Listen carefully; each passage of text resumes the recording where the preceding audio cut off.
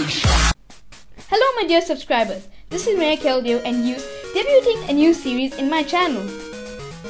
We are gonna bring you the funniest, weirdest and also the best facts and trivia of this community, so enjoy! So let's get right into it. The first fact today is Mewtwo. Mewtwo went berserk upon reaching flotation in Team Rocket's lab, when it then promptly destroyed Thunder's and escaped prior to Holy Moltres episode Holy Moltres. Blaine, blaming himself for the disaster that this had caused, used the connection to the genetic Pokemon on his arm to track it down to where it last rampaged in northwestern sector of Cerulean City. After Red, from his curiosity to see this so-called monsters of Cerulean, ended up joining the battle Blaine's attempts at killing it to no avail. Red, however, succeeds in hitting it with the inescapable Master Ball using Pika, and tells Blaine to teach it love and compassion after leaving it scared.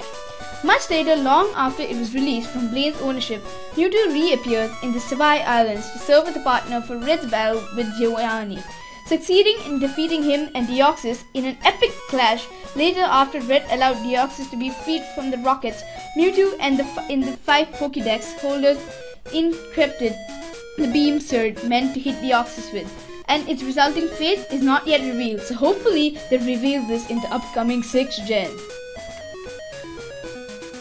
The unknown are English cipher. Each variation represents a letter that it sort of resembles, and can be used to decipher the words that appear under each entry in your unknown Pokédex. But what do the words mean? Are they instruction from an alien intelligence? The unknown have only one move, the mysterious, seemingly random hidden power. For obvious reason, unknown should never be part of your team.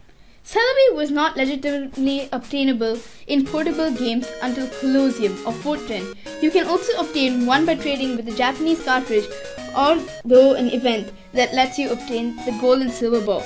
In Pokemon Adventures, Price aimed to capture Celebi and used its time-traveling powers to save his 2 Lapras, which he had lost years ago prior to the start of Gold and Silver Crystal Saga.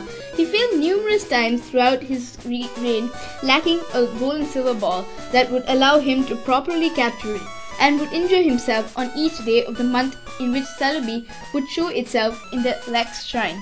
So Green and Silver took this opportunity to steal his Rainbow Wing and Silver Wing items and escape.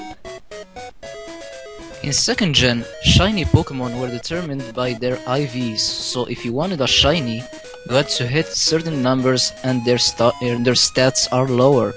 Sunkern is statistically the weakest Pokemon. Magikarp is routinely pictured as a Pokemon fit to eat, but is mostly composed of bones, making it awful. Wow, that seems bad. Charizard didn't obtain the ability to fly until Yellow version, which had offensive moves until 2nd Gen, leaving them high and dry versus psychic types. In 1st generation, you could cut the grass instead of walking through it. Rhydon was the first Pokemon program, while Victreebel was the last Pokemon program in Red and Green. First characters in the game were Green and Red in the 4th generation. Red made his final appearance till today, but in Pokemon Adventures, the first characters to be introduced was Red and Blue, and Green was not released outside of Japan. And for those of you who think Green aka Blue is a male, you were wrong. She is a female. So is Yellow the characters in Pokemon Adventures spend so much time thinking she was a guy? Almost every shiny was redone because apparently a lot of the recolors had to do with the limitations on 2nd Gen hardware. If you're trying to test your luck in the early 1st generation, I advise you not to, as it's only available from Gen 2 and above. The name Pokemon was made because when they were going to bring the franchise to America, they found out there was already a game called Monsters in My Pocket and was afraid that Pocket Monsters would be similar, so they joined Pocket and Monsters, which made it Pokemon. Blue was only allowed to be bought by the subscribers of the Koro Koro magazine. The glitches was modified, music was different, and updated different sprites, different Cerulean Cave as well. They worked on the version from 1990, which is the longest we've worked on, but it was the most glitchy, like Missingo, Mew glitch, Route 25 glitch, Dakakashiria glitch, and even the very famous Pure City skip glitch, etc. Most of the glitches were changed in the third version of the game, Blue. They only had 5 stats in Generation 1, being HP, attack, defense, speed and special, being both special defense and special attack. If your Pokemon's special dropped it, would mean both the stats had dropped, so always a special drop would be nice. Red, Green, Blue and Yellow were the only games that did not feature legendaries as it covers its photos in the game box. Instead they feature their main starters and Green, Venusaur, Blue, Blastoise, Red, Charizard and Yellow, Pikachu.